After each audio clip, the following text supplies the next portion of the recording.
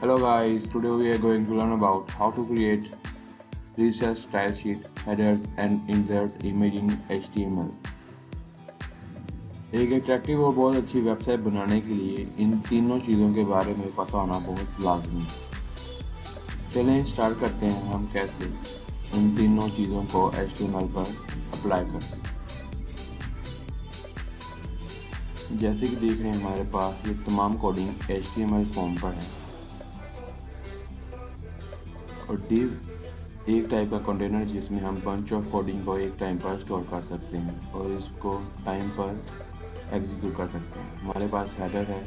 Header means हमारी जो website का अपर साइड और फुटर है हमारे पास लोअर साइड। सेक्शन है हमारे पास मिडल सेक्शन और फुटर जैसे कि मैंने बताया है lower part of over website. ये देखें मैंने इस पेज को लिंक किया हुआ है इस पेज के साथ स्टाइल शीट के साथ। चलिए इस पेज को हम एग्जीक्यूट करके देखते हैं। जैसे कि आप देख रहे हैं हमारे पास पेज एग्जीक्यूट हो गया। हमारी वेबसाइट का बॉर्डर एक दूसरे के साथ अटैच नहीं है। हम चाहते हैं कि इसको एक दूसरे के साथ अटैच करें तो हमें इस वेबसाइट पर जाना पड़ेगा HTML5 research style sheet.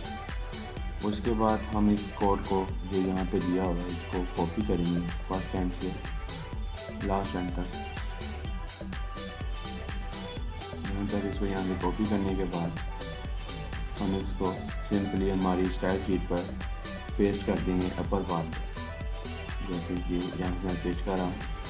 Paste करने के बाद इसको सेव करता हूँ। सेव करने के बाद इसको एग्जीक्यूट करता हूँ। जैसे कि ये देख रहे हैं हमारे साथ बॉर्डर जो है वो बिल्कुल उसके साथ अटैच हो गया है। ऐसे हम रिसेट स्टाइल शीट को यूज़ करते हैं।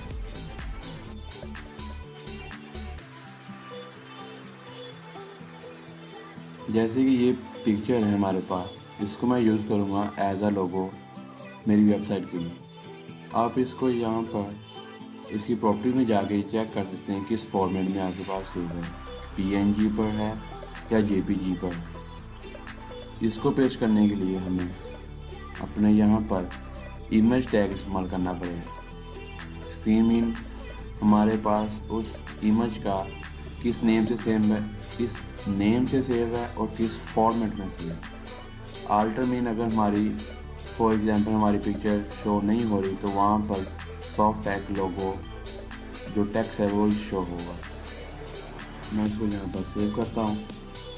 सेव करने के बाद जैसे कि देखें हमारे पास यहाँ पर हेडर में इसको सेव किया होगा। तो यहाँ पर मैं स्टाइल शीट पर हेडर टैग ओपन करता हूँ जिसमें विड्थ 100% है, हाइट उसकी 100 पिक्सल है और बैकग्राउंड कलर ये हमारे पास कोड है ब्लैक कलर का।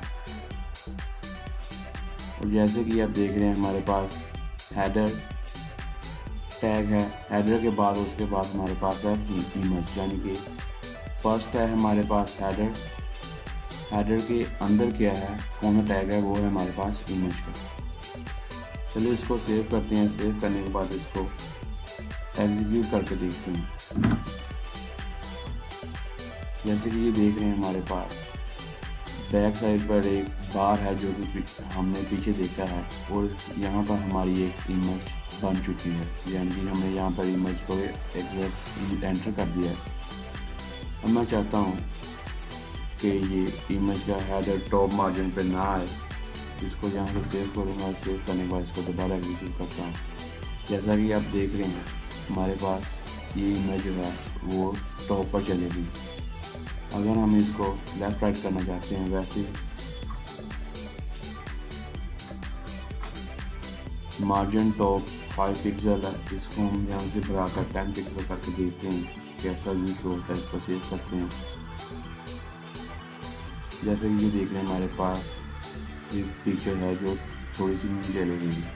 इसको यहाँ पर 5 करके रखते हैं, वैसे सेव करते हैं, फिर इसको एग्जीक्यूट करते हैं। ये देखिए हमारे पास एक अच्छी इंटरफेस हो रहा है। आज हमने सीखा किस तरह से हम हेडर क्रिएट करते हैं। हेडर पे उसके बाद हम अपनी इमेज को कैसे लगा सकते हैं और उसके बाद हम अपने बॉर्डर को कैसे फुली बॉर्डर के साथ अटैच कर सकते हैं। जैसे कि आप देख रहे हैं, इसको मैं ज़्यादा करके देखता हूँ, जूम करता हूँ, जूम आउट करता हूँ, तो इस पर कोई फ़र्क नहीं पड़ रहा, यानी कि ये बॉर्डर के साथ ही अटैच है।